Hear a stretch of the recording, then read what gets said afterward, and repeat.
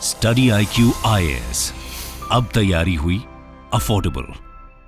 नमस्कार दोस्तों कारगिल वॉर 1999 का इसको हुए लगभग 25 साल हो चुके हैं, लेकिन अभी तक पाकिस्तान आर्मी के द्वारा ऑफिशियली कभी भी इसको अपनाया नहीं गया था। उनका हमेशा से ये मानना था कि पाकिस्तानी आर्मी का इसमें कोई भी रोल नहीं था। लेकिन मैं आपको बता दूं कि 2 दिन पहले एक बहुत ही चौंकाने वाला स्टेटमेंट सामने आया है। अभी फ्राइडे को पाकिस्तान आर्मी की तरफ से एडमिट किया गया है कि उनका रोल था कारगिल वॉर में। और देखिए, ये मैं किसी छोटे मोटे आर्मी पर्सनल की बात नहीं कर रहा हूं, ये डायरेक्टली पाकिस्तान आर्मी के जो चीफ हैं उनके द्वारा अपनाया गया। ये आप देख सकते हो खबर, Pakistan admits to involvement in 1999 Kargil war against India after 25 years blaming मुजाहिदीन। और इसी के बारे में हम डिटेल से समझेंगे। और सबसे पहले हमें जानने की जरूरत होगी कि आखिरकार इसका मायने क्या है, भारत कारगिल वॉर को कैसे देखता है। काफी कुछ आपको जानने को मिलेगा, चलिए आगे बढ़ते हैं। लेकिन उससे पहले मैं आप सबको यह भी बता दूं, अगर आप में से जो भी लोग 2025 की यूपीएससी की तैयारी कर रहे हैं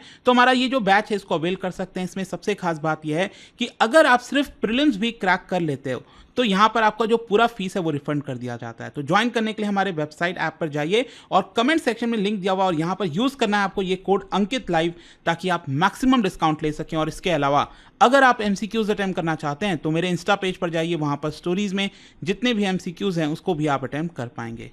तो चलिए शुरुआत करते हैं और सबसे पहले ये देखते हैं कि एग्जैक्टली हुआ क्या है। खबर क्या आई है? खबर ये आई है कि 1999 का जो कारगिल वॉर था, जो कि पाकिस्तान ने भारत के खिलाफ लड़ा था, उसमें पहली बार पाकिस्तानी आर्मी ने पब्लिकली एडमिट किया है कि उसका इन्वॉल्वमेंट था।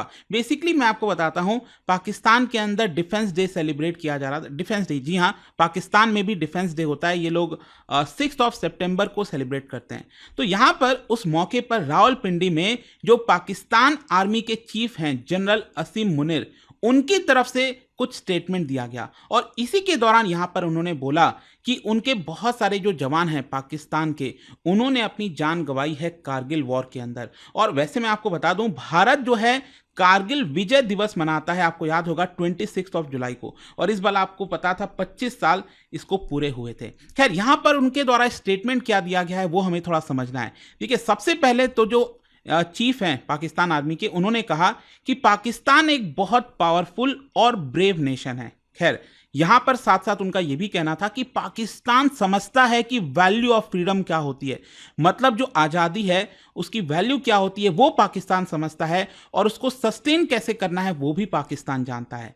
चाहे वो 1948 की लड़ाई हो, 1965 की लड़ाई हो, 1971 हो, या फिर कारगिल युद्ध हो 1999 का। यहां पर इन सभी युद्ध में हजारों जवानों ने, ये खुद आर्मी चीफ कह रहे हैं, हजारों जवानों ने अपनी जो लाइफ है उसको सेक्रीफाइस किया है पाकिस्तान के लिए और इस्लाम के लिए। देखिए, ये तो मुझे समझ नहीं आता है कि ये बात बात पर इस्लाम क्यों ले आते हो। यहां पर जब आप लड़ते हो तो आप अपने देश के लिए लड़ते हो। तो यहां पर पाकिस्तान जब उनके सैनिक लड़ते हैं तो अपने देश को बचाने के लिए लड़ते होंगे। तो बार बार ये इस्लाम लाना, इस तरह की चीज़ें, खैर जो भी है वो उनका काम है, जो भी वो करते हैं। लेकिन इसमें समझने की जरूरत है इस स्टेटमेंट में क्या है। देखो, ये हम सब जानते हैं यहाँ पर कि जो भारत और पाकिस्तान में युद्ध हुआ है 1948 में भी हुआ, जस्ट आज़ादी के बाद, फिर 65 की लड़ाई, 1971 की लड़ाई। तो यहाँ तक अगर वो बोलते तो शायद इसके बारे में इतनी चर्चा नहीं होती। लेकिन क्योंकि उन्होंने अपने स्टेटमेंट में कारगिल वॉर भी जोड़ दिया, ये इसलिए काफी ज्यादा मायने रखता है। मायने इसलिए रखता है क्योंकि मैं आपको बताता हूं कि अभी तक किसी भी सिटिंग आर्मी चीफ के द्वारा कभी भी ये एडमिट नहीं किया गया। ध्यान रखिएगा, सिटिंग आर्मी चीफ जो करंट में हो, कभी उसने एडमिट नहीं किया उसका डायरेक्ट रोल था कारगिल वॉर के अंदर, जो कि मैं आपको बता दूं पिछले 25 साल से पाकिस्तान ने ये मेंटेन किया हुआ था। लेकिन यहां पर पाकिस्तान का हमेशा से क्या कहना रहा है, वो हमेशा से ये कहते रहे हैं कि देखिए, ये तो मुजाहिदीन जो है या फिर कश्मीर के जो फ्रीडम फाइटर्स हैं उनके द्वारा ये जंग लड़ी गई थी भारत सरकार के खिलाफ, भारत के खिलाफ।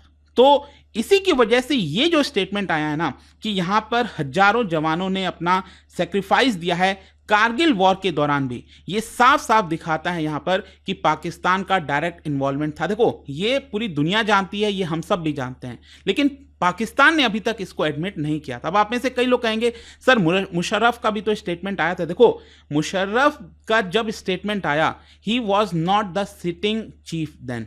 यहां पर फॉर्मर आर्मी जो चीफ हैं जनरल परवेज मुशर्रफ, उनकी मैं बात कर रहा हूं। उनका ये कहना था कि ये सक्सेसफुल लोकलाइज्ड एक्शन था जो कारगिल का ऑपरेशन था। वो बेसिकली एक इंटरव्यू दे रहे थे रिटायरमेंट के बाद, और उस समय उन्होंने एडमिट किया था यहाँ पर कि प्राइम मिनिस्टर नवाज शरीफ को भी हमने नहीं बताया था, उनको कॉन्फिडेंस में नहीं लिया था, क्योंकि कई सारे जो डिसीजंस होते हैं जो एलओसी पर लिए जाते हैं, वहां पर भारत से जब भी कोई जंग होती है, जब भी किसी तरह की चीज होती है, तो हमें पाकिस्तान के प्राइम मिनिस्टर से इजाजत लेने की जरूरत नहीं है। और देखो, इसीलिए भारत के लिए भी मुश्किल हो जाता है।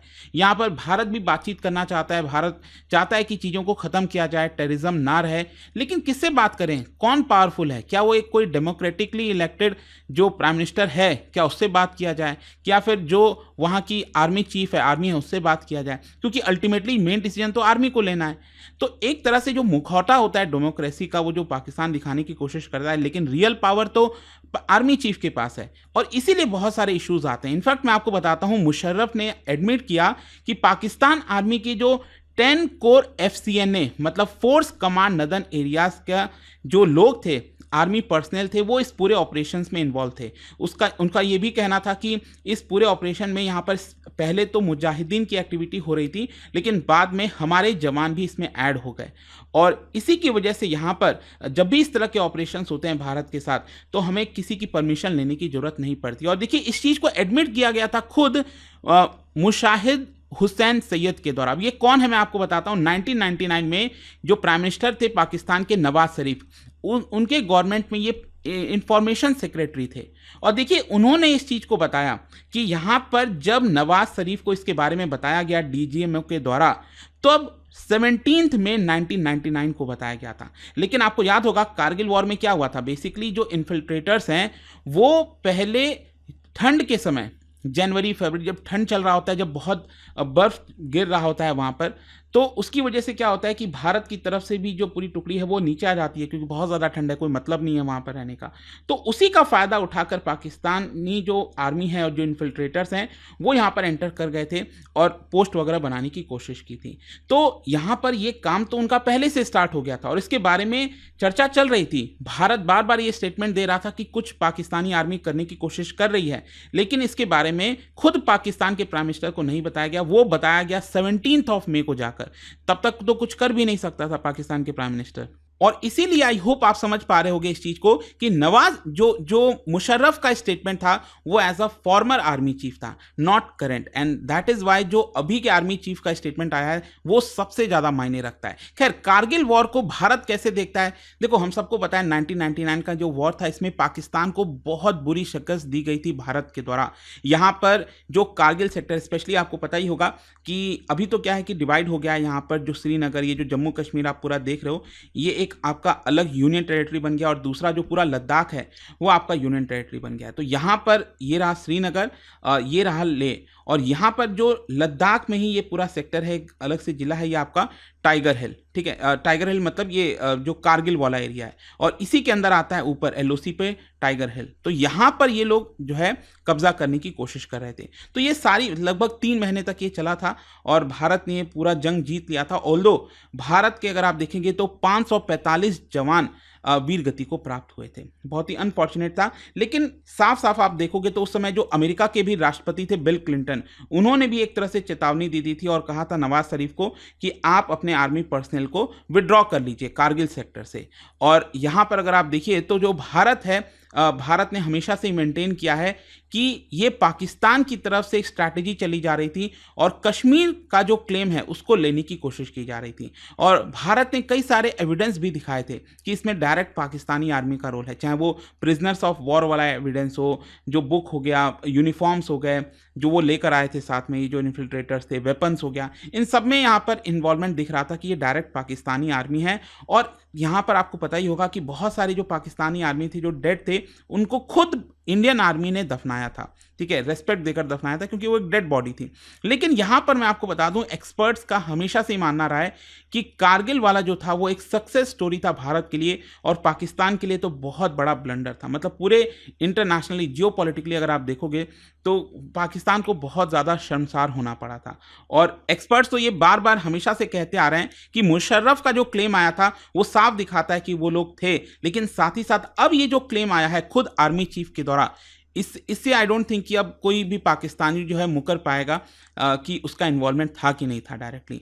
एंड यहाँ पर अब देखिए, जो एक सबसे बड़ा एविडेंस मैं आपको बताता हूँ वो ये था कि कई सारे जो पाकिस्तान आर्मी के जो सोल्जर्स थे, जो डेड बॉडीज थी, जिसको पाकिस्तान आर्मी लेने से मना कर दिए थे, क्योंकि वो अगर ले लेते तो वो मानना पड़ता उनको कि उन्हीं के सोल्जर्स हैं, लेकिन इसी की वजह से वो सोच रहे थे कि वो क्लेम ही नहीं करेंगे, तो अल्टीमेटली भारत को ही उनको दफनाना पड़ा था। तो यहाँ पर क्या है कि पाकिस्तान में जो उनके फैमिलीज हैं, जो आर्मी पर्सन मारे गए थे, तो उनकी जो फैमिलीज हैं उन्होंने यहाँ पर मांग की थी और उनके सारे स्टेटमेंट सामने आए थे। एक फैमिली की तरफ से आप देख सकते हो बयान आया था कि जब पाकिस्तान आर्मी के लोग आए और उनको बताया इसके बारे में, तो हमने काफ़ी उनको बोला कि प्लीज़ आप कोशिश करिए भारत सरकार से कि उनकी डेड बॉडीज़ है वो हमें मिल जाए, लेकिन शायद हमें और ज़्यादा प्रेशर डालना चाहिए था पाकिस्तान सरकार के ऊपर।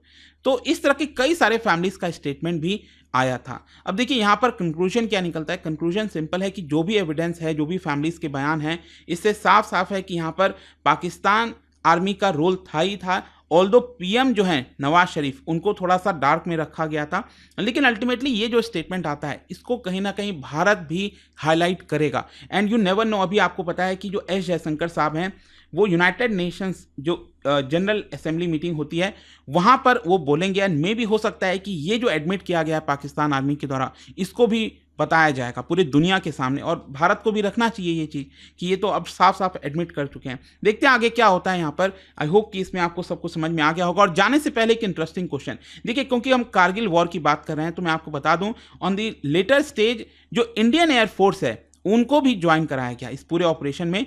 लेकिन इंडियन एयरफोर्स का जो रोल था, उन्होंने जो ऑपरेशन लॉन्च किया था उसका नाम क्या था, ये आपको यहाँ पर बताना है। इसका राइट आंसर आप सबको पता है, मेरे इंस्टाग्राम पर तो मिलेगा ही, वहाँ पर अगर आप नहीं हो कोई बात नहीं, टेलीग्राम से ले सकते हैं इसका सही उत्तर। मैं कई सारे जो MCQs हैं वो यहाँ पर स्टोरीज में डालता रहता हूँ। अगर आपको PDF ये तो टेलीग्राम पर आइए, अलग अलग सोशल मीडिया पर आप जुड़ पाओगे। और जैसा मैंने आपको बताया, अगर आप UPSC की तैयारी कर रहे हैं, स्पेशली प्रतिज्ञा प्लस बैच जो कि हमारा 10th सितंबर से स्टार्ट हो रहा है, you can use this code Ankit live to get maximum discount. And I hope की वीडियो आपको पसंद आया होगा। मिलता हूँ next time, till then thank you very much, see you soon.